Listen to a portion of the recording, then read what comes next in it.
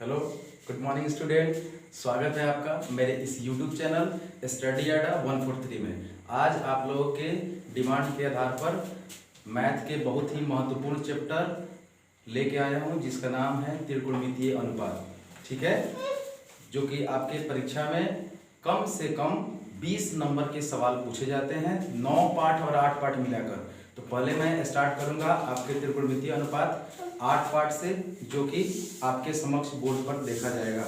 देखिए, आशा है कि आपको ये वीडियो बहुत ही पसंद आएगा और आपको फायदा पहुंचाएगा, अर्थात फायदेमंद जरूर होगा। तो आइए देखते हैं दोस्तों। ये जो है आपका त्रिकोणमितीय अनुपात, इंग्लिश में इसको बोलते हैं ट्रिग्नोमेट्रिकल फंक्शन या ट्रिग्नोमेट्रिकल रेशियो। उसमें पहला टॉपिक आपको पढ़ना क्या है कि समकोण त्रिभुज। जैसे कि 10वीं क्लास के चैप्टर में दिया गया है कि सबसे पहला चैप्टर जो है त्रिकोणमितीय अनुपात में सबसे पहला टॉपिक पढ़ना है, उसका नाम है त्रिकोणमितीय अनुपात। लेकिन उसको समझने से पहले आपको एक बहुत ही सुंदर टॉपिक समझना पड़ेगा, जो कि पहले आप क्लास में पढ़ चुके होंगे। उसका नाम है समकोण त्रिभुज। अर्थात चलिए देखते हैं कि पहले समकोण त्रिभुज कहता क्या है। समकोण त्रिभुज को राइट एंगल ट्रायंगल कहा जाता है इंग्लिश में। इसका परिभाषा है वैसा त्रिभुज जिसका एक कोण 90 डिग्री हो उसे समकोण त्रिभुज कहते हैं। ठीक है, जैसा कि आप चित्र में देख पा रहे होंगे, एक एबीसी त्रिभुज है जिसका एक समकोण त्रिभुज है, और इसमें क्या है, एसी मेरा कर्ण है, और इसके भुजाओं को डिसाइड करने के लिए मैंने कुछ आपके लिए टिप्स दिया है, उसको ध्यान से रखिएगा। समकोण के सामने जो भुजा होगा, ये मान लीजिए समकोण एंगल है, तो इसके जो सामने वाला जो भुजा होता है उसको कर्ण कहते हैं। और जो त्रिभुज में जो न्यून कोण हम लोग मानेंगे, अब न्यून कोण ए भी हो सकता है और सी भी हो सकता है, तो जो न्यून कोण मानेंगे उसके सामने वाला भुजा आपके लिए हो जाएगा लंब। तो लिखा भी मैंने, समकोण के सामने वाला भुजा कर्ण इससे दिखाते हैं, और जो न्यून कोण है उसके सामने वाला भुजा को लंब। न्यून कोण मैंने ए माना है तो इसके सामने हमारा बीसी हो जाएगा लंब। उसके बाद जो दो को भुजा हम लोग पहचान लेंगे, जो शेष भुजा बचेगा, जैसे कि हमने बीसी पहचान लिया और एसी को पहचान लिया, जो बच गया भुजा कौन है, ये भी, उसको बोलेंगे आधार। ठीक है, इसको बी द्वारा सूचित किया जाता है। ये आपका रहा समकोण त्रिभुज का इंट्रोडक्शन। ठीक है, अब आगे जो आपको इस पाठ में मदद करेगा एक पाइथागोरस सूत्र है। वो पाइथागोरस सूत्र क्या कहता है, इसको बोर्ड पर समझना है, बहुत आसान है। हालांकि आगे इसका प्रूफ भी मिलेगा जब 6 पाठ आपको पढ़ाया जाएगा त्रिभुज चैप्टर तो, लेकिन अभी बस उसके फार्मूला का जरूरत है, तो बस उसको ध्यान से समझिए। ये पाइथागोरस एक मैथमेटिशियन है जिन्होंने कहा था कि किसी समकोण त्रिभुज में अगर उसके कर्ण का वर्ग किया जाए, तो उसका मान अन्य दो भुजाओं के वर्गों के योग के बराबर होता है। उसी को मैथमेटिकल रूप में दिया गया है। देखिए, कर्ण का स्क्वायर बराबर लंब का स्क्वायर प्लस आधार का स्क्वायर। इसको थोड़ा सा शॉर्ट में बोलना चाहें तो होगा आपका कर्ण का स्क्वायर बराबर लंब का स्क्वायर प्लस आधार का, आधार एच माना हाइपोटेनस, लंब का इंग्लिश परपेंडिकुलर होता है जिसका मतलब पी का स्क्वायर, आधार मतलब बी का स्क्वायर। उसको अगर सिर्फ एच निकालना हो तो स्क्वायर इधर आकर रूट बन जाएगा, अर्थात H square plus B square होता है। ठीक है, उसके बाद ध्यान देंगे, ये आपका इंट्रो था जिसके बारे में आगे आपको चैप्टर जब पढ़िएगा तो बहुत ही मदद मिलेगा। ठीक है, तो अभी आपको हम ले चल रहे हैं इस चैप्टर का जो नाम है त्रिकोणमितीय अनुपात, वो क्या है, थोड़ा उसका इंट्रोडक्शन देख लीजिए। ये कहता है त्रिकोणमितीय अनुपात के बारे में, ये 3 शब्दों से बना है, त्रि और कोण और मापन। मिति मतलब मापन, अर्थात मैथ का वह भाग, गणित का वह चैप्टर जिसमें त्रिभुज के कोण के साथ साथ उनके भुजाओं के अनुपात के मापने का ज्ञान प्राप्त होगा, उसे त्रिकोणमितीय अनुपात कहते हैं। ठीक है दोस्तों, कोई दिक्कत? आगे देखिए फिर से, त्रिकोणमिति, त्रि मतलब 3, कोण का मतलब कोणी होता है, और मिति मतलब मापन, यानी त्रिभुज के तीनों कोण और भुजाओं के मापन जिस गणित के भाग से प्राप्त होता है उसे त्रिकोणमिति कहा जाता है। अब यहाँ पर आपको त्रिकोणमिति के अनुपात पढ़ना है, तो उस पर हम लोग विशेष फोकस करेंगे। त्रिकोणमितीय फोकस क्या बोलते हैं, अनुपात क्या है। त्रिकोणमितीय अनुपात जो होता है मुख्य रूप से 6 होता है। 10th क्लास में आपको 6 पढ़ना है। 10th क्लास की क्लास, सब क्लास में 6 ही अनुपात होता है, उसमें ज़्यादा घबराने की बात नहीं है। जैसे पहला है साइन, साइन है, साइन को हिंदी में जाया कहा जाता है। तो साइन थीटा किसे कहते हैं, सवाल आया है। तो साइन थीटा का परिभाषा है लंब और कर्ण के जो अनुपात है उसी को साइन थीटा कहा जाता है। उसको आप साइन थीटा का जो है शॉर्ट रूप में बोल सकते हैं P बटा B, क्योंकि अनुपात का मतलब ही होता है भिन्न अर्थात फ्रैक्शन। तो साइन थीटा का फॉर्मूला है यहाँ पर तैयार हो गया P बटा H, P बटा H। साइन थीटा का फॉर्मूला क्या होता है, P बटा H। फिर आइए उसका दूसरा त्रिकोणमितीय अनुपात क्या है, इसका नाम है कॉस थीटा, मतलब उसका न्यून कोण। तो कॉस को हिंदी में कहते हैं कोजाया बोलते हैं, हालांकि हिंदी की ज्यादा कोई यहाँ पर जरूरत है नहीं, बट आपको जानना चाहिए। कॉस का परिभाषा है आधार और कर्ण के अनुपात को कॉस थीटा कहा जाता है। कॉस थीटा का जो सूत्र बनेगा यहाँ से आधार को b और कर्ण को h, अर्थात कॉस थीटा बराबर b बटा h। फिर आइए तीसरा अनुपात क्या कहता है, टेन थीटा। तो टेन थीटा क्या कहता है, हाँ तो डियर स्टूडेंट अभी मैंने आपको जस्ट बताया कि त्रिकोणमितीय अनुपात जो होते हैं 6 होते हैं, जिससे मैंने दो अभी भी समझाया हूँ कि जो पहले साइन क्या होता है तो उसका फॉर्मूला p बटा h होता है, ठीक है। और दूसरा होता है cos थीटा, इसका फॉर्मूला होता है b बटा h। तो तीसरा त्रिकोणमितीय अनुपात होता है मेरे डियर स्टूडेंट टेन होता है, जिसका हिंदी होता है स्पर्शजया, ठीक है। हालांकि हिंदी की ज़्यादा जरूरत नहीं पड़ेगा, बस फिर भी आपको जानकारी के लिए मैं बता रहा हूँ। टेन थीटा किसे कहते हैं, लंब और आधार के जो अनुपात होता है उसे टेन थीटा कहते हैं। ये सारा किसके लिए है, समकोण त्रिभुज के लिए है। किसी भी समकोण त्रिभुज में लंब और आधार के जो अनुपात होंगे उसे टेन कहेंगे। लंब को b द्वारा सूचित करते हैं और आधार को b से। इसका मतलब फिर फॉर्मूला निकल के आ रहा है लंब टेन बराबर p बटा b। फिर अगला है जो चौथा त्रिकोणमितीय अनुपात है उसका नाम है कॉट। कॉट थीटा बराबर क्या होता है, आधार और लंब के अनुपात को कॉट थीटा कहते हैं। इसको शॉर्ट फॉर्म में बोल सकते हैं कॉट थीटा बराबर b बटा p, अर्थात b बाई p को कॉट थीटा कहेंगे, ठीक है। पांचवा त्रिकोणमितीय अनुपात आपका बनता है सेक, ठीक है। सेक जो है, सेक किसे कहते हैं, तो सेक थीटा का मान होता है, मान क्या मतलब सेक थीटा किसे कहते हैं, तो आपको बोलना पड़ेगा कर्ण और आधार के जो अनुपात होता है उसी को सेक थीटा कहा जाता है। इसको शॉर्ट फॉर्म में सेक थीटा बराबर क्या बोलेंगे, h बाई बी, ठीक है। अगला और लास्ट त्रिकोणमितीय अनुपात है जिसका नाम है कौशिक। कौशिक बराबर कर्ण और लंब के अनुपात को कौशिक और किसे कहते हैं, तो कौशिक होता है कर्ण और लंब के अनुपात को कौशिक कहते हैं। इसको शॉर्ट फॉर्म में बोलेंगे कौशिक बराबर h बटा p, ठीक है।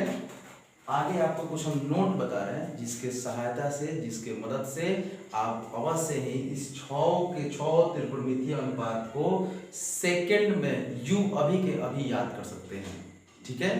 तो आप पहले कम से कम 3 तो आपको याद रखना ही पड़ेगा। कौन कौन, साइन, कॉस, टेन। अब देखिए टेक्निक तो बहुत सारे होते हैं मार्केट में, जैसे कि बहुत शब्द को यूज करके, लेकिन जब क्वेश्चन बनाने की बात है तो सारा टेक्निक दिमाग में निकल जाता है। तो मैं आपसे यही रिक्वेस्ट करूंगा कि प्लीज कम से कम 3 बढ़िया से याद कर लीजिए, साइन, कॉस, टेन। और 3 के लिए आप मेरा टेक्निक को समझ लीजिए। देखिए साइन जो होता है वो कॉसेक का उल्टा होता है, मतलब जो वैल्यू साइन होगा उसका उलट देंगे तो कॉसेक मिल जाएगा।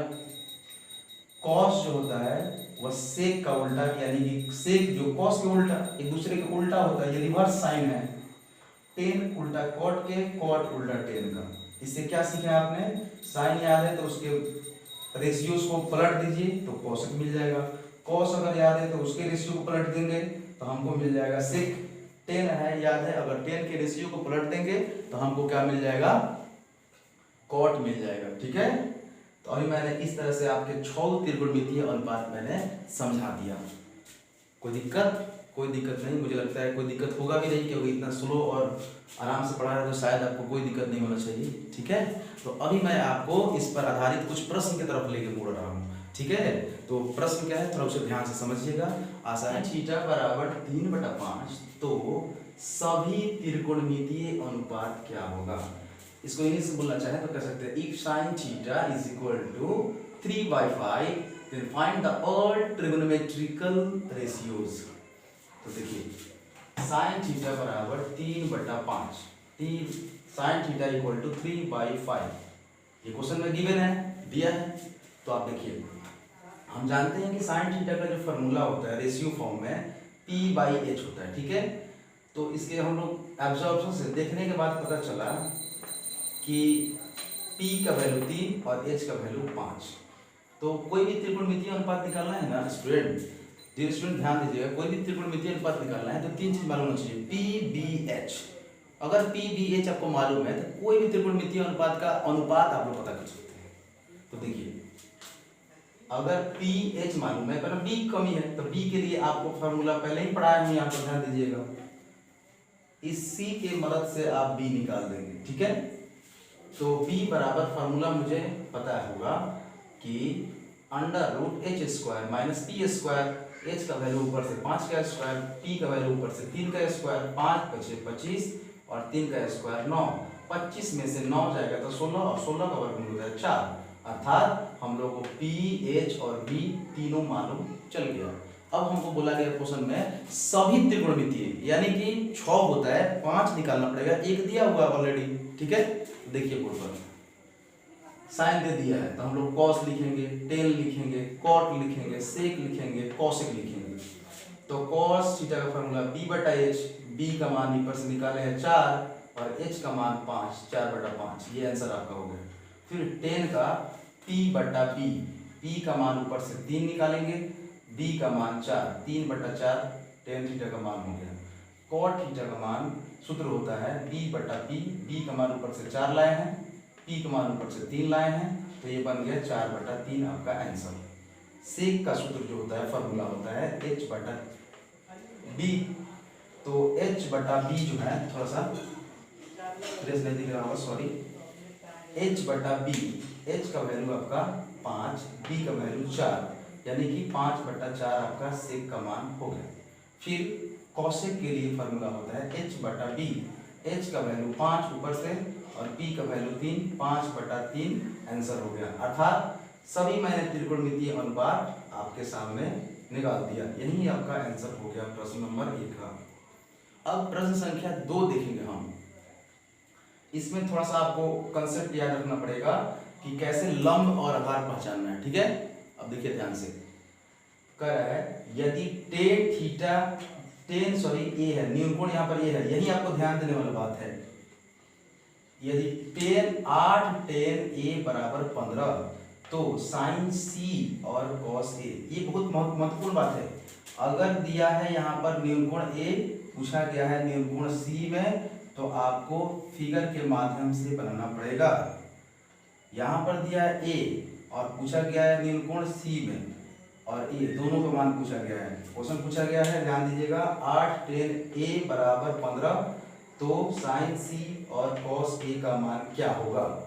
ठीक है, तो देखिए इसके इस तरह क्वेश्चन बनाने के पहले आपको जब न्यूनकोण कुछ अलग दिया हो और पूछा कुछ अलग गया हो अलग न्यूनकोण में, तो आपको पहले फिगर बनाना होता है। ध्यान दीजिएगा, एक पहले हम त्रिभुज बना देंगे जिसमें जो न्यूनकोण रहता है उसी को अलग अलग न्यूनकोण से दिखा देते हैं और बचता है उसको संपूर्ण मान लेते हैं।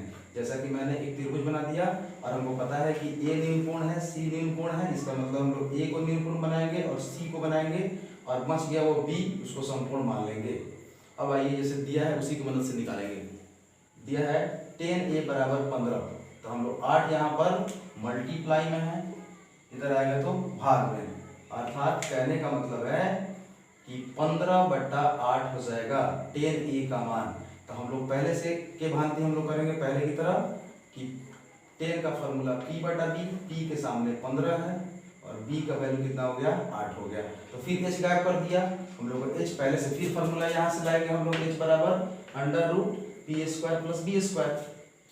तो h बराबर p का वैल्यू 15 का स्क्वायर, b का वैल्यू 8 का स्क्वायर। 15 का स्क्वायर 225 होता है आपका, ठीक है, समझ पा रहे हैं ना। और 8 का स्क्वायर जो 64 होता है, तो 225 और 64 को जोड़ेंगे 289 होता है, 289, और उसका स्क्वायर रूट हो जाएगा, वर्गमूल जो निकल के आएगा वो 17 हो जाएगा। इस तरह से हमने p, b और h निकाल दिया। अब थोड़ा इसको समझदारी से चित्र में रखने का प्रयास कीजिए। 10a यानी कि a न्यून कोण हो तो उस समय p 15 है। थोड़ा ध्यान दीजिएगा, a जब न्यून कोण हो तो हमारा लंब यानी कि 15 होगा। तो a न्यून कोण यहाँ पर बन रहा है मेरा, ध्यान से देखिएगा लोग, a न्यून कोण यहाँ बन रहा है, तो इसके सामने क्या बन जाएगा, ये लंब 15 मैंने लिख दिया। फिर समकोण के सामने वाला भुजा तो कर्ण होता है, आपको पता ही है, यानी कि वो कर्ण जो निकाले हैं वो h का मान यहाँ चल जाएगा, ठीक है। और बचा पहले से बताया है आपको कि जो बचा हुआ शेष भुजा होता है वो आधार होता है, ठीक है, कोई दिक्कत नहीं है, समझिएगा ध्यान से आगे।